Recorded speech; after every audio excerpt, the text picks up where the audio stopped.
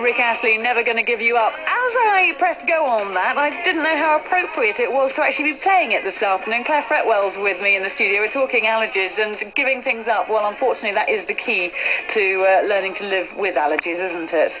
Whether Rick Astley likes it or not. A quick question before we move on to the role of acupuncture as a potential way of living with and dealing with allergies. How about prescription drugs, Claire? Because you know what's in them for your treatment, but is there any chance of you maybe getting an allergic reaction to something that's in a prescription drug? Yes, that is possible, but there are allergy medicines. I work with a pharmacist who also produces a whole range of natural allergy medicines. So if people, are either taking antibiotics, maybe they're having dental treatment, or they're taking long-term prescription drugs, or say women that are on the contraceptive pill, there is treatment that you can have that balances the two together. Yeah, because it's not just the active drug that's involved in the medication. There's the binding agents and everything else. And there's sunset yellow, which unfortunately is in even things like calcium tablets, and that can affect people. Well, let's move now on to the realms of acupuncture as a potential helper in this field. Rhiannon Griffiths joins us now. It's actually Acupuncture Awareness Week, is it not, Rhiannon? It is. Wow, perfect time to be talking to you. Absolutely. Now, how can ancient Chinese medicine help with modern-day allergies? So, in Chinese medicine, the allergies that invade from the outside inwards, like hay fever or allergic rhinitis or allergy-related asthma, for example, they're considered to be caused by a deficiency in the body's defensive energy. So if this layer of defensive qi that we have around the body isn't strong enough, we can become susceptible to invasion by the pollens that arrive during the spring or the summer. And in clinic, I always use the analogy of the defensive qi being a bit like a suit of armour. If the chainmail has a few chinks missing here and there, we then become vulnerable to attack by the various allergens. So we use acupuncture to sort of strengthen our suit of armour, and we do this by inserting the fine needles into the channels of energy. And it's a bit like adding an extra shield or two, as well as repairing the chainmail. Now, is this something that would have to be ongoing for somebody who is an allergy sufferer, or are you able to fix it and let them get out and on with their lives? Well, it can vary. Usually, I say, with hay fever, for example, a short course of 4 to 6 sessions before the actual hay fever season starts, that usually provides the best protection. So now would be a good time to start that. But actually, even during the season itself, without this kind of preparation beforehand, acupuncture is effective at reducing symptoms such as sneezing or runny nose, itchy eyes, actually at the time. And this can be the case also with less seasonal allergies. We help with the symptoms at the time, while simultaneously kind of building up the immunity for longer term effects. So a top up once a month or once every 6 weeks can help with allergies like that. So how does it actually work? How do you start to build up your qi? 'Cause it's quite an interesting concept to sort of get a Western thinking mind around. It is, definitely, and I think that's where kind of looking at the way that the ancient Chinese viewed the body is about this defensive qi. So we kind of, the Western equivalent would be our immune system. So we choose points that will boost the lung function, so it helps with breathing. We boost what we call the kind of basic qi, which is our kidney qi. So we choose points that kind of build up our defences from an energetic point of view, which, again, is different to Western medicine. Is it suitable for everybody, acupuncture? Yeah, it can be. It can be useful for children. It can be used on pregnant women. It's a very kind of safe, gentle treatment that kind of regulates and balances qi in the body. And you've spoken predominantly about things like hay fever here this afternoon, but what about other allergies? As Claire mentioned, food is usually a big culprit in terms of allergies. And again, we look at it in a slightly different way as acupuncturists. We view food intolerances in terms of Chinese food energetics. So whether the food is nourishing for our blood or damp forming or energetically hot or cold. And this is not just the actual physical temperature of food when you're eating it. It's more about the effect that the food has on the movement of the energy within the body when you eat it.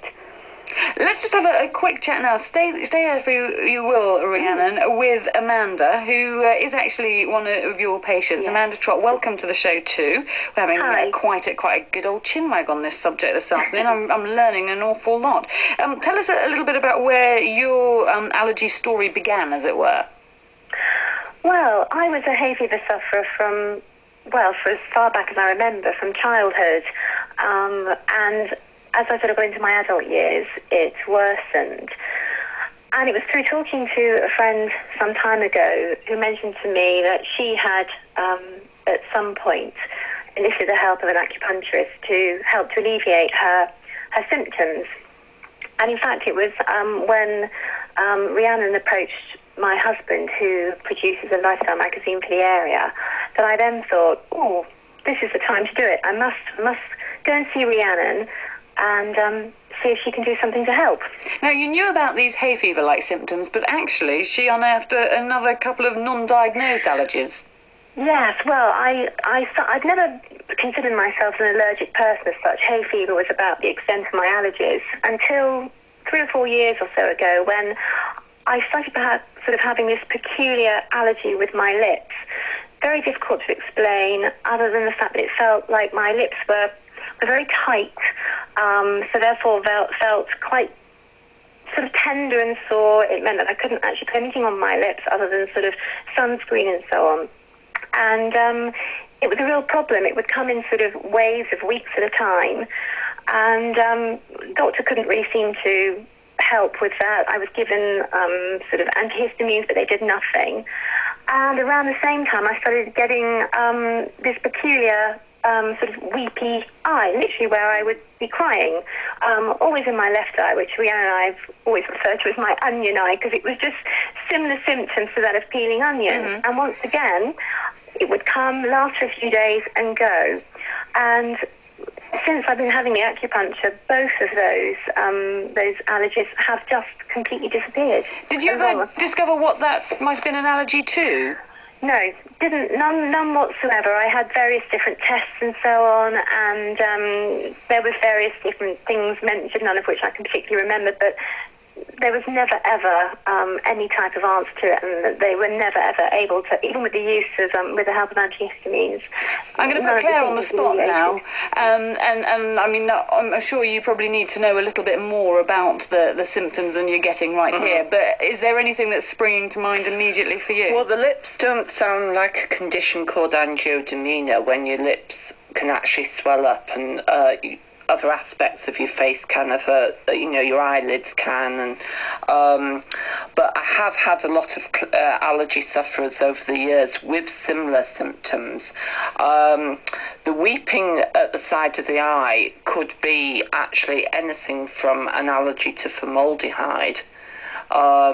Formaldehyde is a chemical, and it sometimes is in the form of a glue in kitchen units, but it's also in paint and varnish.